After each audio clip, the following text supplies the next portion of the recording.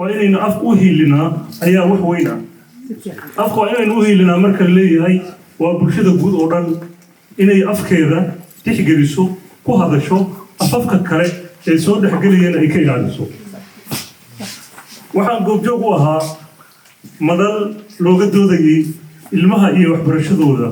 iyo horumarinta afkooda hooyo hase ahaatee aqoon-yahanadii lagu casumay inay u hiiliyaan afka hooyo mid ka mid ah ayaa hadalkiisa arar dheer kadib waxa uu ku bilaabay waa inaynu u hiilinaa afka but first of all waa inaynu priority siinaa sidii aan ilmaha u helbigarayn lahayn innaga oo ka jeegaraynayna iskuullada iyo educational system kooda si ay future kooda dambe u wada baasgaroobaan otherwise ilmaha yaryari successful noqon maayaan marka waa dadaalay aqoon-yahan afku u hiilinayo ahaa jidkaasay la martay waxaa meeshan ka soo galay waa in dargaradkeenna afka ingiriisiga wax ku soo bartay oo ay sidaa xaajadiisa tahay ingiriisi kaliyana ma ahee afka carabiga ayaa la mid ah qaar ka doodaya af carabigu wuxuu dood ku yahay af soomaaliga oo difaacaya afka carabiga ayaa iyaguna waxay leeyihiin dhagayso waxaan aqrin doonaa si fiican u dhagayso oo af soomaaliga kasoo dhex saar awalan wa bacda kulli shay masafada af carabiga qusaysa dariiqada loo wajahay iyo afkaarta lidiga ku ah معارضنا إشارة وقلب عن صحة هين هي ظلم أخلاق مجتمع انحراف قصمين ولذلك في علة عدتك قاركي أفعال كوسفيين وكلام يقول كذائبة هي تبديل غير صحيح حقيقة الأفعال ما يستاهلوا عيبين هي أسلوب حمو فلاحة لأنه علماء هي عاقلين عربية تخصص كيسة ومعلمين خبراء إله بانا عندي وضع بركو هي خير كتام يالي على العموم وآخر الكلام وحنقول كيغا وسوقتنا يا معلمين تينا شرف ترى هي كرامة ذلك وحو إله مكاني إن يتوليان عقيدة الصحة هي مسؤولية تربية له ويكفى إذا يسنكران عامهال مجتمع دنيا خاصة أفرادنا أسروين كينا إهل كينا أقربادنا يا أولادنا نمعداسي أو أي حقها إنهم كل جيمبا ربي يقوم وضع شكرنا وبالله توفيق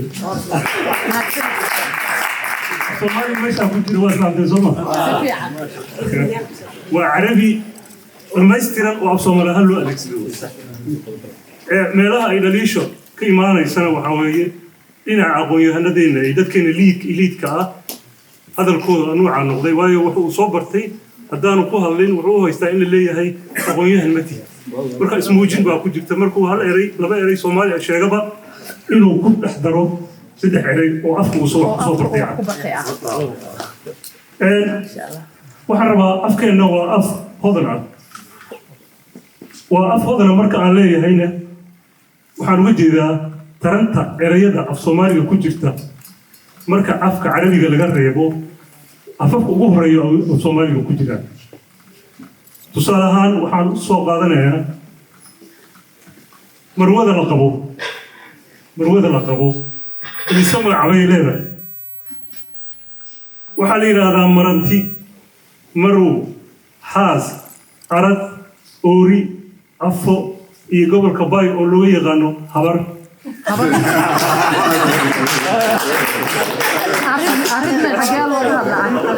intaas hadda waan sheegay waa 7 magac afafka kale ka raadi haddii uu jiro af keeni karo 7 macno oo saas ah inuu jiro marwada la qabo ingiriisi ku raadi inay 7 soo saari karto ma helaysid taa waxaa la mid ah waxaa la mid ah bisada mukulaasha yaa yuurta waxay leedahay 8 magac waxaad ka bilaabaysaa yaanyuur mukulaal dumad dinad basho bisad yaro iyo jilib oo looga yaqaan nyaaw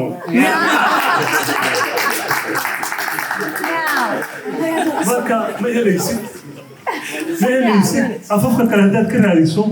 8 magac oo ay leedahay mukulaashaasi ma ka soo helaysid laakiin afka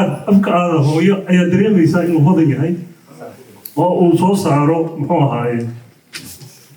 magacyada tirada badan laakiin kelmado kale taa ku jirto danid meel looga hadlo ma arkay waa lagu hadlaa yaanyuur iyo mukulaal dinad iyo dumad labadaba danadii dhasheed cunta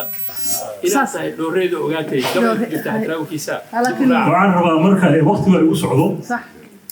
guudoon baan ku samaynayaa afka marka intaa uga haro waxaan rabaa sugaanta inaan ka hadlo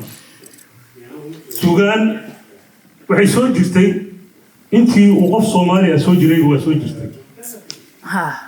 qarniyaal badan ayuu afkan Soomaaliyeed soo jiray inkastoo uusan qornayn afka aan qornayn ee qorniyaasha soo jiray ma lumin qadka kama bixin ee wuu noolaanayay wuu sii socday waana tayoobay isagoon qornayn maxaa sidaa yeelayay waxaa lagu ilaalinayay sugaanta ayaa la adeegsan jiray iyaga ayaa fariimaha iyo waxa la midka ah si sarbeeba si mahmaaha si oraaha inta loogu hadli jiray marka afka sidaas ku tayaysnaa 27kii afka ayaa la qoray sugaan oo soo jirtay qarniyada faraha badan leh magacyadii loo yaqiinay waxaa ka mid ahaa marka uu roobku da'o ufada ama saxada roobka waxa loo yaqiinay sugaan beri hore cusubka ama cawska markaa dhalanaya waxaa loo yaqiinay sugaan labeenta caanaha waxaa loo yaqiinay sugaan maaxda biyaha markay dooxooyinka markay biyaha ka guraan waa la qodaa biyaha soo maaxaya biyahaas waa la dhurtaa maax ayaa la yidhaha maaxda biyaha suugaan ayaa loo yaqiinay hilibka marka la kariyo lagu kariyo meel weyn lagu kariyo wuxuu soo saarayaa korkiisa dufan soo fuulaya dufankaasi waxaa la dhihi jiray sugaan miida malabka shinnida malabkeeda marka la soo guro ee la kala miiro inta miida ah iyo gufurka la kala saaro miidaas ayaa la dhihi jiray sugaan badarka ama galley ha ahaado ama masega ha ahaado marka la tumo la shiido la kala haadiyo budada soo harta waxay ahayd sugaan hadalka macaan wuxuu ahaa sugaan wanaag oo dhanna waxaa dhihi jiray sugaan